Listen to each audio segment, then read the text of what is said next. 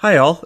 In the effort to try and put together a BCLN developer kind of pre-conference meeting, we were looking good for the Friday the 31st. Then a couple realized that they're on spring break during that time and going to be out of the country, so kind of hard to connect up. So they needed to retract for that day, and starting to get a little bit tough to get everybody together. So it would be nice to have everybody on the same page by the conference, so we're not kind of scrambling around last minute. So thinking a bit outside the box, I thought, well, making lots of videos these days, so probably in the same time that we could do the meeting, I could throw together a quick video here, and maybe you could all watch it as time allows and just provide email back to the group.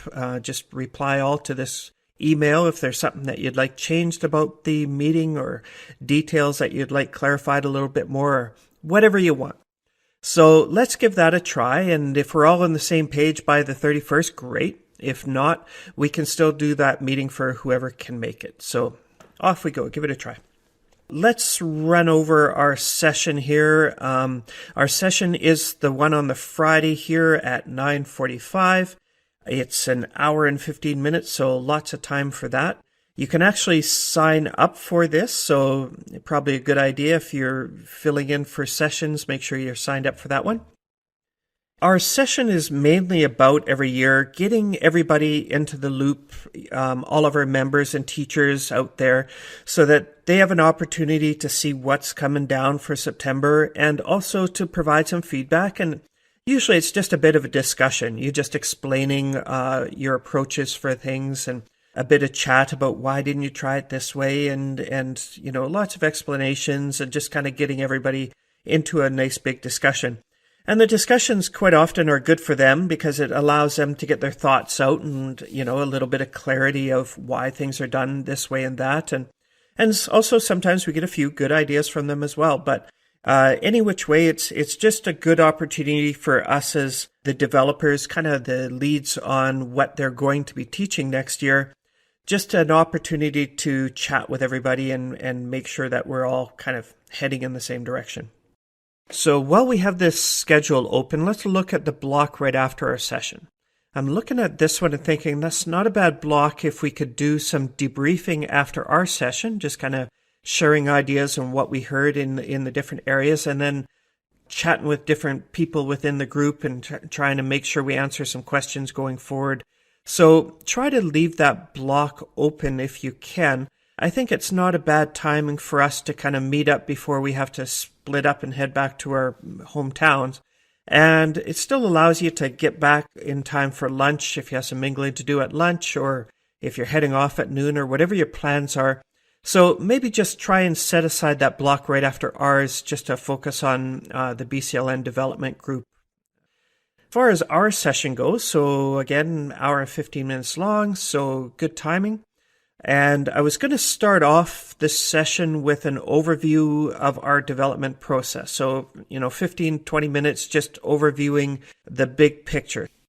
Now, then after that, we're going to split up into groups, and you'll each help lead groups in the topic areas and get into more of a detailed discussion. So the beginning, just kind of an overview, so we're all on the same page, get everybody to understand the big picture BCLN development plan, and then hop into the details on what those plans are all about. Randy's going to make sure that we have chartboards for each group, so we're good to go for that, and you can keep notes on that as you work with your group. So let me run through the beginning overview part here, just to give you a feel for what I was going to chat about. And that way, if there's anything in the overview that you think should be adjusted, or more detail or less detail or whatever, you can certainly reply all in email to the group, and we'll get into that discussion and hopefully hash that out. So here's the slides I'd put together, the intro screen, and then into science. So new Science 10 coming, aligned with the layout for Science 5 through 9, so that will be a popular one. With the Science 10 through 12 courses, just have to explain to people that we've already been heading into the direction of projects, adding personalization and competencies to the courses for a number of years now. So really this year, the development is more about rearranging the topics a bit to match the curriculum, and then expanding and improving projects.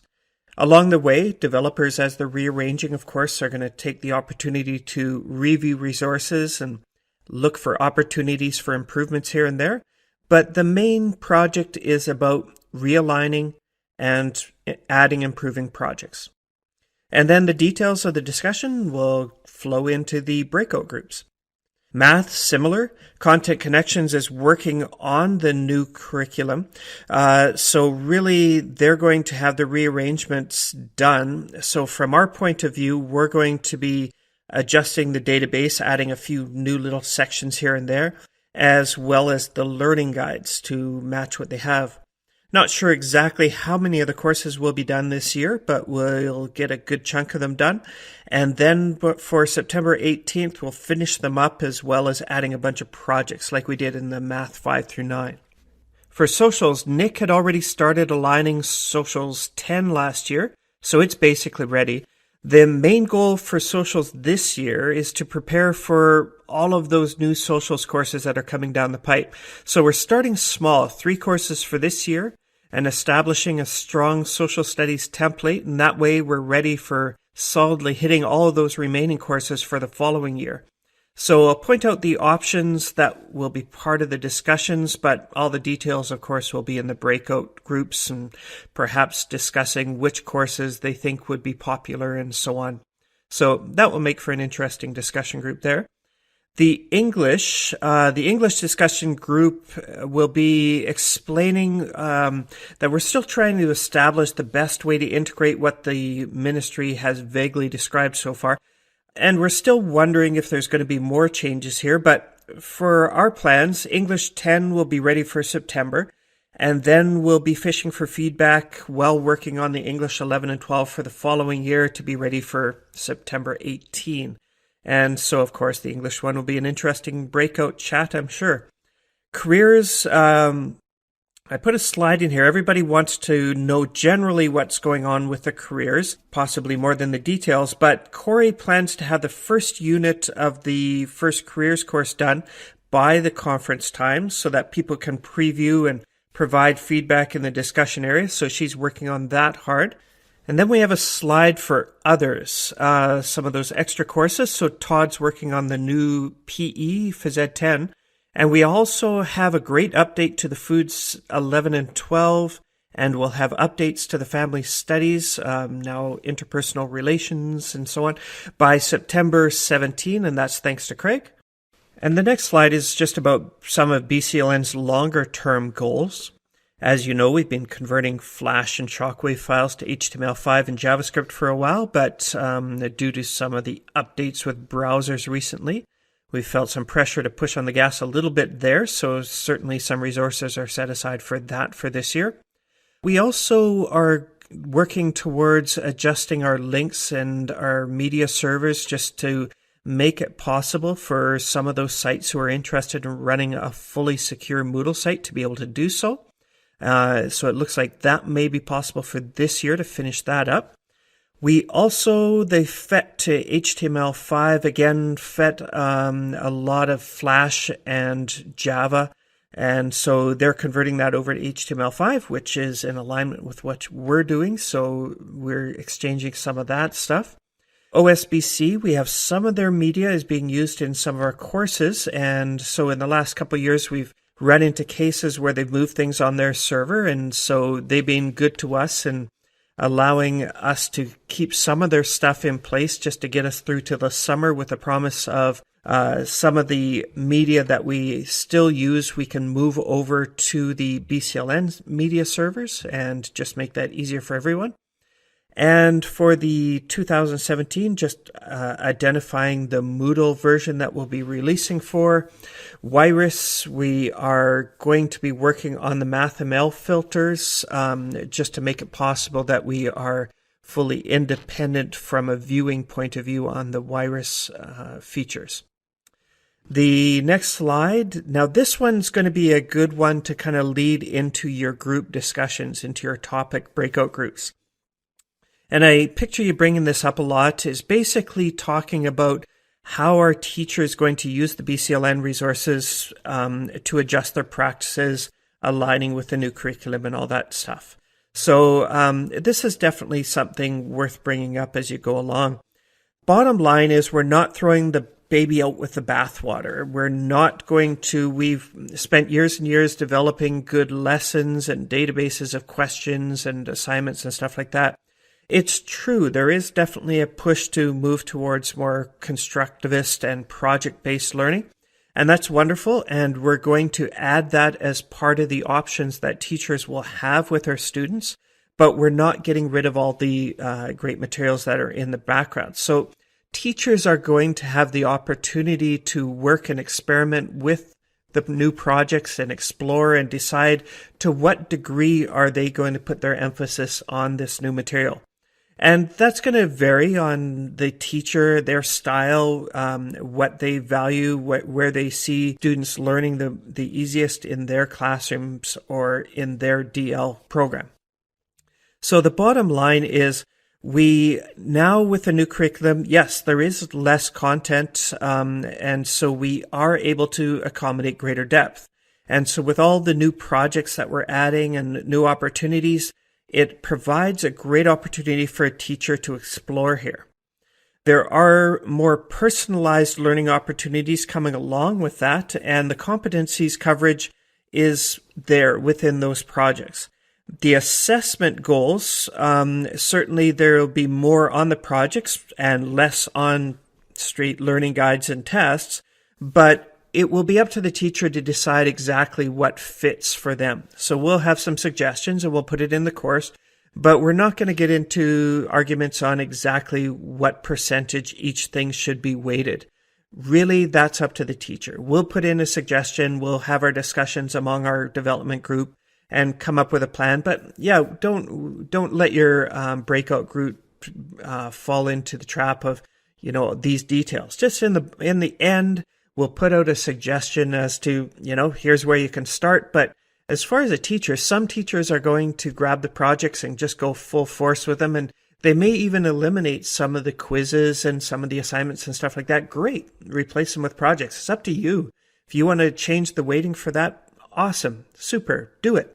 So anyways, as far as our goal here, it's to encourage people to try new things, certainly. It's to encourage them to follow the new curriculum and all the ideas that went along with that.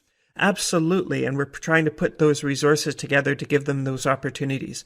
Are we trying to force them into any particular corner for their teaching? No, we're not.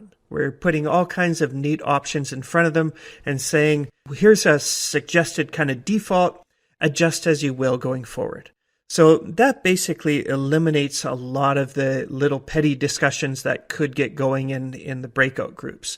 Bottom line, it's up to you as a teacher. Our job is to give you the resources to do a great job and adapt them to suit your teaching needs. And finally, we're ready for the breakout room. So ready to break up into topic groups, and we're going with 3 main groups: the science math together, the English, and then the social studies. So guide the discussions however you wish. You can be focusing more on the short-term and long-term goals, thoughts about opportunities in DL and BL, project ideas, things they love or hate about courses that we put out, and future course choices and thoughts about where we should be going in the next year. Just remember that your audience is really varied. You're going to have teachers in the bigger programs who cover only a few courses at a time and really want to explore and use the projects that we put out there. And then you also have teachers from the smaller districts who are simply trying to survive, maybe have 10 preps, and many of those preps are outside their areas of specialty. And our goal is kind of to build courses that shoot right through the middle here. The big program teachers might find our defaults are set up with not enough project emphasis, and they'll have to adjust accordingly. And the small program teachers might find that we put a little too much emphasis on these new projects. We're shooting down the middle, challenging teachers to try something new while not completely overwhelming anyone. So, is that not a bad overview heading into the discussion groups? Provide some feedback in the email here. Let me know what you'd like done differently heading into your groups, any thoughts you have at all. So let's do reply all so everybody can be part of the discussion, and hopefully we can all feel comfortable about what we're doing by presentation time. Thank you.